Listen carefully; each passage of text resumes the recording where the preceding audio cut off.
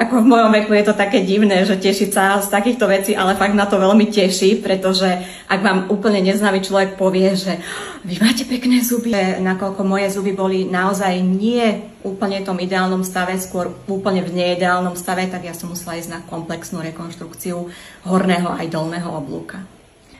Niekto považuje za bolestivé ošetrenie návštevu lekára zubára. Takže v rámci toho, že som vedela, že idem k zubárovi, tak to bolo úplne štandardné ošetrenie, také ako som očakávala, tým, že mi bola naozaj zabezpečená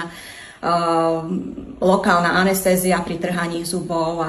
tie také štandardné veci, ktoré klinika poskytuje v rámci teda svojho štandardu, takže ja som to nepokladala za nejaké bolestivé.